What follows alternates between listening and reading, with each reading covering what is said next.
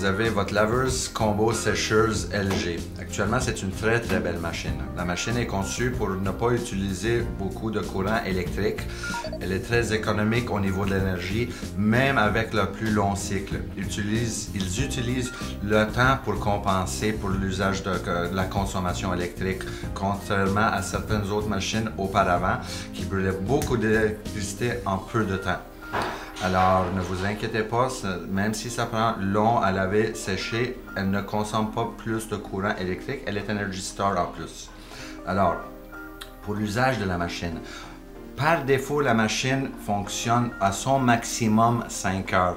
Oui, c'est très long. On n'a pas besoin d'aller si long que ça, pas avec la saleté de vêtements qu'on a sur nos dos. Alors, un petit truc si jamais vous voulez que votre machine fonctionne dans un laps de temps moins élevé, qui peut durer en moyenne 1h30, 2 heures, 3 heures au maximum en réalité. Ce que vous pouvez faire, si le linge n'est pas sale et j'ai pas beaucoup de linge, je peux demander un lavage rapide et je peux demander un séchage minuté. Séchage minuté va faire fonctionner de 30 à 60 à 90 minutes. Un cycle automatique va faire certain de défroisser à la fin et faire certain que le pas de statique qui accumule. On ne peut pas mettre les feuilles comme bounce ici, ça c'est normal parce que l'appareil lave et sèche, alors je ne peux pas les faire un après, ça va le faire un après l'autre. Assouplissant en liquide, si vous voulez, c'est bon, ça va vous donner une belle odeur et garder votre fabrique souple. Ça, c'est pour mes détergents, savon, assouplissant, javelisant. Alors, comme vous voyez, ça c'est le main wash qui est le lavage primaire, un lavage que vous n'avez habituellement jamais de besoin. Ne remplissez pas au maximum, s'il vous plaît, si j'ai pas beaucoup de linge. Certains gens vont voir maximum ou normal. Ça prend vraiment peu de détergent. Le détergent aussi, ce qui devrait être utilisé, c'est un détergent haute efficacité. Ceci est un détergent à base phosphate qui fait en sorte que ça ne mousse pas. Si je ne vois pas de mousse durant le lavage, c'est normal. Ça ne veut pas dire que l'agent ne fonctionne pas ou le détergent ne fonctionne pas. Une petite mousse habituellement, c'est parfait, qui est à peine alentour du vitre. Assouplissant en liquide, javelisant, lavage principal et tout ceci peut s'enlever pour un nettoyage une fois de temps en temps pour faire certain qu'il n'y a pas d'accumulation de savon.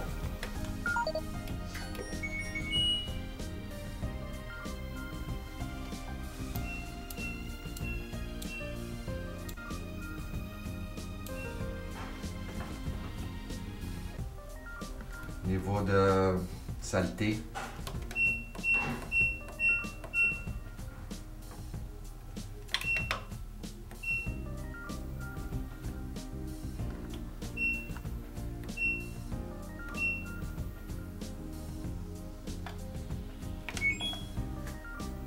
je vous montre l'heure. Maintenant, vous voyez, l'heure 26. Maintenance de la machine, très important. Après lavage, 1, 2, 3 fois à l'intérieur de l'appareil, quand on ouvre la porte, immédiatement devant nous, on a un gasket, un caoutchouc si on veut. Ce caoutchouc-là peut être ouvert par la main et aller essuyer s'il y a des saletés ou des excédents de moisissure si j'ai laissé la porte fermée pendant une longue période de temps et l'eau a resté dedans.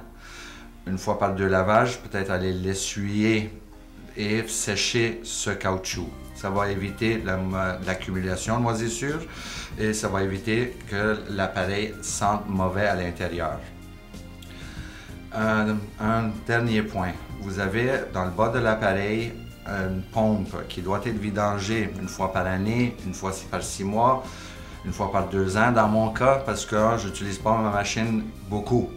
C'est dans le bas de l'appareil, on doit ouvrir la petite porte, on doit tirer sur le petit caoutchouc, le petit tube noir, on défait l'embout, l'eau va sortir. Maintenant évidemment j'ai mis un petit bocal au niveau tube pour que l'eau s'accumule dedans et sorte de ma pompe. On tourne un quart de tour la petite manette qu'on voit.